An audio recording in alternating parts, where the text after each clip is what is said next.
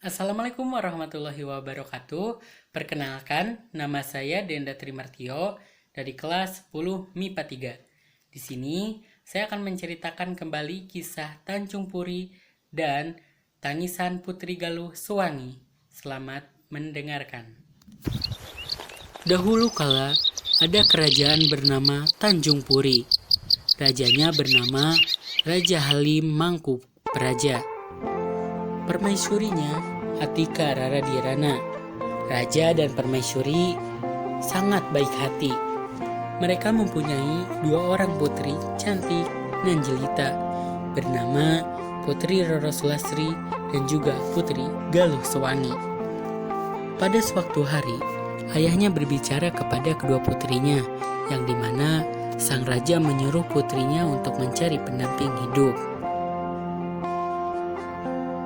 "Wahai putriku, kapan kau akan mencari pendamping hidup?" kata ayahnya. Kemudian Putri Rasulasri menimpa pembicaraan ayahnya. "Aku tak mau kawin dengan rakyat biasa, ayah." Lalu ayahnya berbicara, "Jangan menilai orang dari tahta, pangkat, dan kedudukannya saja, tapi lihatlah hatinya." Putri Galuh Suwangi hanya mematuhi perintah ayahnya, bertolak belakang dengan Putri Roro Sulasri yang menganggap nasihat ayahnya sebagai angin lalu. Beberapa bulan kemudian, Raja Halim Mangkupraja jatuh sakit. Kepada kedua putrinya beramanat, "Anak-anakku, sebelum meninggalkan kalian, kuharap kalian sudah punya suami." Dilanda kesedihan, air mata Putri Galuh Suwangi menetes. Hati kecilnya berkata, "Kalau ada yang dapat menyembuhkan sakit ayah, jika perempuan akan kujadikan saudara, dan jika laki-laki akan kujadikan suami." Lain halnya dengan Putri Roro Sulasri, di mana ia lebih suka berdandan dan berpesta, tak mempedulikan kondisi ayahnya. Dengan nafas satu-satu dan sisa semangat hidupnya, Raja Halim bertitah kepada pengawal kerajaan. "Wahai pengawal, umumkan ke pelosok negeri bahwa aku akan mengawinkan putriku dengan siapapun. Soal syarat, kuserahkan kepada mereka." Rakyat kerajaan ramai-ramai membicarakan dua putri raja. Salah seorang pemuda bercanda dan berkata, "Duhai Putri Roro dan Putri Galuh, maukah menjadi istriku?" Lalu temannya menjawab, "Allah, mana mungkin Putri Raja mau sama kau? Jangan bercermin di balik kaca yang retak," sahut temannya. Tak lama berselang, datang pengawal. Pengumuman, Raja Halim Mangkupraja akan menikahkan putrinya dengan siapapun yang mereka pilih. Barang siapa yang ingin mengikuti sayembara, datang ke istana untuk mengetahui syarat-syaratnya.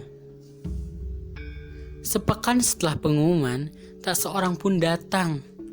Mereka merasa tidak pantas untuk bersanding dengan putri raja.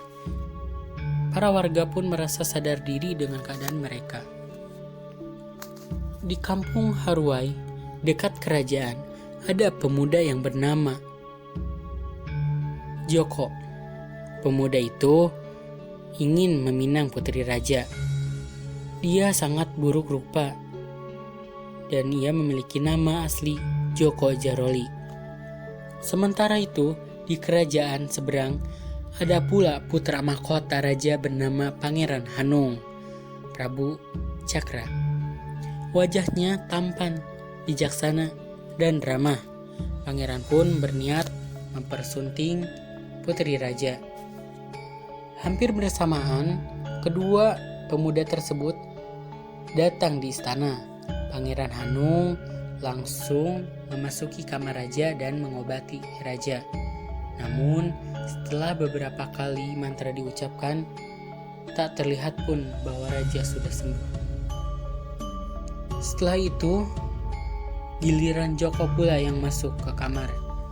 Seketika itu, Joko membawa air suci dan mantra-mantra yang ia ucapkan.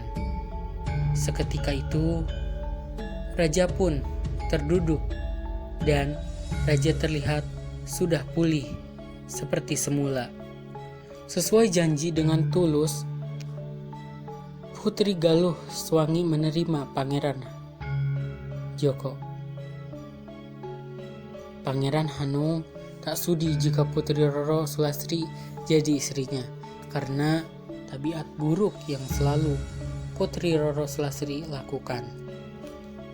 Maafkan aku Putri Roro, aku tidak suka dengan sifatmu. Mengapa kau tidak suka dan tidak mau denganku? Aku cantik, kaya, semuanya aku miliki, ucap Putri. Setelah itu, mendengar hal itu pun Putri Roro sangat marah dan ia memaki-maki Pangeran Hanung dan prajuritnya. Kurang ajar, dasar buaya kamu, Pangeran Hanung, Bidawang, kamu juga Joko, kamu jelek, bau, dekil, berkurap. Dasar buaya darat, aku tak sudi jadi kakak iparmu. Putri Galuh hanya dapat menangis melihat sifat kakaknya yang tetap angkuh dan sombong, apalagi saat menghina calon suaminya. Seketika itu pula di siang bolong, tiba-tiba petir menyambar, membelah angkasa. Suara gemuruh terdengar di kejauhan, makin lama makin mendekat. Tiba-tiba tiang istana retak dan hancur. Pepohonan tumbang jatuh ke tanah. Bumi rekah, terbelah. Semua orang panik berlarian. Bintang pukang meninggalkan istana. Jerit tangis terdengar di mana-mana. Rakyat Tanjung Puri tak berdaya di tengah bencana. Di tengah bencana yang mengamuk-ngamuk, gelombang banjir menyapu berhari-hari dan meluluh lantakan istana, bangunan, dan kampung-kampung. Alkisah, kerajaan Tanjung Puri pun musnah seketika. Kini, tempat itu dikenal sebagai objek wisata Tanjung Puri. Air danaunya konon berasal dari tangisan air mata Putri Galuh Swangi. Setiap malam Jumat, di danau tercium bau yang sangat wangi. Konon danau itu dihuni buaya dan bidawang yang besar sekali. Tetapi hanya orang-orang tertentu yang dapat melihatnya.